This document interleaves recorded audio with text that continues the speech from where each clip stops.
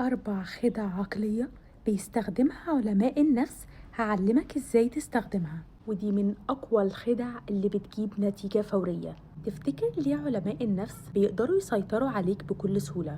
أو بمعنى أصح، لما تبقى قاعد مع شخص بيفهم في علم النفس بيقدر يسيطر عليك بسهولة، لأن هو عنده سر واحد بس. السر اللي عندهم هو إن علماء النفس مش بيكلموك انت، هما بيكلموا عقلك الباطن، الجزء المسؤول عن 90% من تصرفاتك من غير ما تحس. هما بيخاطبوا الجزء ده في عقلك عشان يوصلوا له رسالة معينة، عشان على أساس كده تتصرف التصرفات اللي هما عايزينها. والنهاردة هعلمك ايه أقوى الخدع اللي بيستخدموها عشان يخلوا أي حد ينفذ اللي هما عايزينه، لدرجة انك ممكن تخلي أي شخص بيكذب قصادك انه يعترف بالحقيقة من غير ما انت تعمل حاجة. كل اللي عملته بس انك بتخاطب عقله الباطن. ركز معايا عشان اللعبة دي هتغير طريقتك مع البشر للأبد.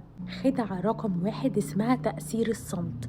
لو سألت حد سؤال ولقيت ان اجابته ناقصة او حسيت انه بيكذب عليك، ازاي تأثر في عقله الباطن؟ انك هتسكت خالص ومش هترد عليه، وافضل باصص في عينيه لمدة 5 ثواني مع سكوت تام. اللي بيحصل هنا في عقله الباطن إن المخ البشري بطبيعته بيكره الفراغ والسكوت المريب، فالشخص التاني هيحس بضغط وتوتر، وهيحاول يكسر الصمت ده إنه يهري ويقول معلومات أكتر، وغالبا هيقول الحقيقة اللي كان مخبيها. خدعة رقم 2 اسمها الهمس، ودي تعملها لما حد يتعصب عليك.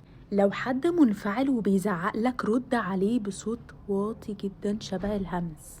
اللي هيحصل ان هو هيضطر يوطي صوته عشان يسمعك ويفهمك. ده غير ان الطريقة دي بتمتص طاقة الغضب اللي في الشخص اللي قدامك، وبتجبره ان هو ينزل لمستوى هدوءك، لان انت زعيقك وعصبيتك مش فارقة في الموضوع او مش جايبة نتيجة. خدعة رقم 3 اسمها الاختيار الوهمي. لو انت عايز حد يعمل لك حاجة، ما تخيروش بين ولا، خيروا بين حاجتين يكون فيهم اللي هو تنفيذ الحاجة.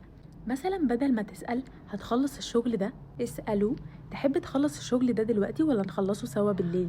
اللي بيحصل ان عقله الباطن بيشتغل بين البديلين اللي انت اديتهم له، وبيحس كمان ان انت مديله احقية الاختيار، وبينسى ان هو كان ممكن يرفض المبدأ من اساسه او انه يقول لا. خدعة رقم 4 خدعة المراية. أثناء الكلام حاول تقلد حركات الشخص اللي قدامك بشكل بسيط وغير ملحوظ، زي طريقة قعدته، نبرة صوته، أو حركة إيده. اللي بيحصل إن ده بيبني ألفة فورية في العقل الباطن. الشخص ده بيحس إنك شبهه، وده بيزود ثقته فيك جدا من غير ما يعرف السبب.